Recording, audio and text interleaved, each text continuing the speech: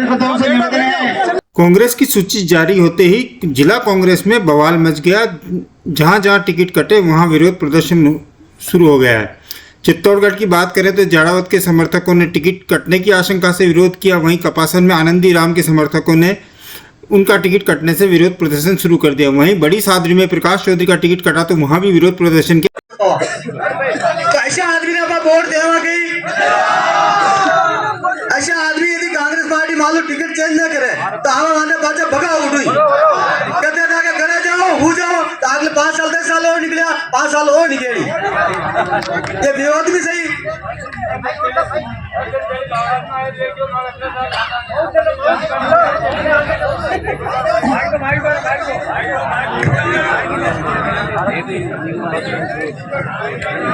बोलो सारिया सेठ की 10 दिन पहले अपने शंकरलाल जी बेरो हटाया भावड़ा समाओ विभाग कार्यकर्ता ने कह रहा कि भाई मैं 5 साल गए कपासन विधानसभा ने इधर दे मिली, ये उसका लैंग्वेज है। और 10 साल पहले भी वह जी डैम मिले वहाँ डैम भी आने क्यों लेट ना रही, ये उसका स्टेटमेंट है। और आला कमान से तो ये अपनी हिंदी है कि अगर आपको बूथ अध्यक्ष बना रखे तो उनसे क्या ग्राउंड लेवल से रिपोर्ट लिया आपने भाई कि आप शंकरलाल को अगर 2 आदमी आगे पहुंचे और उन्होंने टिकट। देखिए, आप जैसा कि आप देख रहे हैं पूरी विधानसभा क्षेत्र से हजारों कार्यकर्ता यहाँ आए हुए हैं। तो कल से ही जब से टिकट डिक्लेयर हुआ है तब से पूरी विधानसभा में मानो एक शोक की लहर आ गई है। कांग्रेस का कार्यकर्ता ये समझ रहा है कि जो आदमी 10 साल तक फील्ड में नहीं आया, विधायक रहते हुए कोई काम नहीं करवाए, कांग्रेस के कार्यकर्ताओं को ये लग रहा है कि हमारी विधानसभा चरनोट समझकर ऐसा आदमी को टिकट दिया गया है जिससे कांग्रेस की हार होगी। तो अब क्या रणनीति बनाई जा रही है? सभी कार्यकर्ताओं के साथ बातचीत करने के लिए आज ये मीटिंग आयोजित की गई है। आने वाले समय में हमारी ये मांग हाईकमान से है कि टिकट 3 दिन के अंदर टिकट बदला जाए, नहीं तो समस्त कांग्रेस के पदाधिकारीगण, समस्त नेतागण और कार्यकर्ता इस्तीफा देंगे।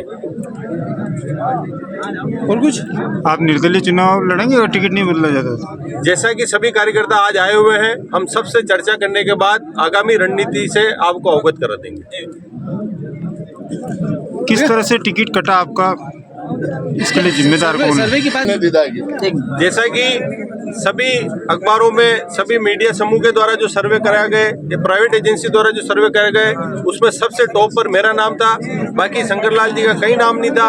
लेकिन राजस्थान लेवल की बड़ी पॉलिटिक्स की वजह से, क्योंकि मैं पायलट साहब के साथ शुरू से ही रहा हूँ और पायलट साहब मेरी पैरवी करते हैं, तो ऐसा जिले के नेताओं को ऐसा लगा कि कहीं ये आगे नहीं बढ़ जाए, इसलिए मुझे जैसा कहते हैं कि भ्रूण हत्या जो कहते हैं किसी राजनेता की, तो मेरी करने की कोशिश की गई है।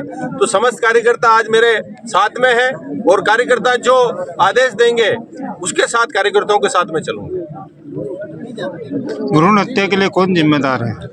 इसके लिए जिले के वो नेता जिम्मेदार हैं जो अपना चुनाव जीत नहीं सकते हैं, लेकिन कपासन विधानसभा क्षेत्र में पिछले काफी सालों से यहाँ पर राजनीति कर रहे हैं। कई सालों से इस विधानसभा में अगर कोई नेता विकसित होने वाला होता है तो जिले के नेता उसको दबा देते हैं, उसको खत्म कर देते हैं। इसलिए आज कांग्रेस का कार्यकर्ता दुखी है कि अगर हमारा स्थानीय नेता अगर मजबूत होता तो आज हमारी भावनाओं के साथ खिलवाड़ नहीं होता। देखिए, भाई भतीजावाद कर केवल एक मजबूत आदमी को टिकट नहीं मिलना चाहिए, और एक मजबूत आदमी अगर टिकट मिलता है तो कहीं न कहीं किसी को अपनी नेतागिरी में खतरा महसूस हुआ, और खतरा ये महसूस हुआ कि किसी नीचे बैठने वाले आदमी को अगर एमएलए बना देंगे तो हमारी राजनीति चलती रहेगी। तो सारा ये षड्यंत्र केवल और केवल मुझे टिकट किस प्रकार नहीं मिले, तो स्थानीय नेताओं के साथ ही जिले के नेताओं ने सबने मिलकर मेरा टिकट काटने का काम किया।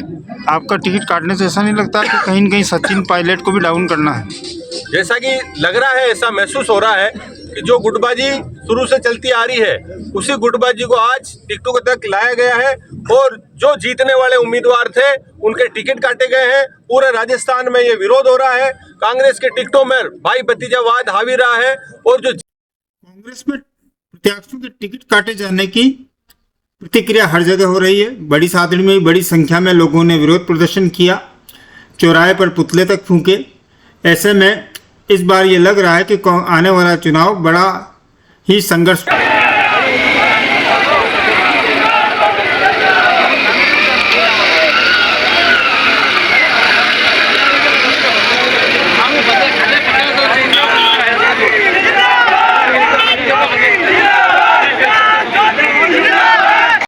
वहीं बड़ी सादड़ी में भी पूर्व विधायक प्रकाश चौधरी के समर्थकों ने उनका टिकट कटने का विरोध किया और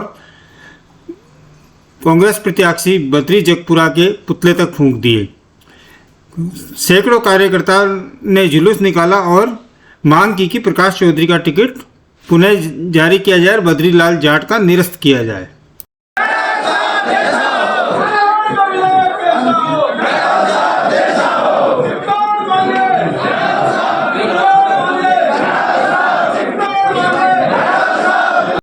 चित्तौड़गढ़ में जाड़ावत की टिकट कटने की आशंका के चलते बुधवार सुबह जो प्रदर्शन शुरू हुआ वो थमने का नाम नहीं ले रहा। सुबह सभापति संदीप शर्मा की होटल में एक बैठक हुई। बैठक के बाद कार्यकर्ताओं ने रोष जताते हुए बड़ी संख्या में इस्तीफों तक की पेशकश कर दी।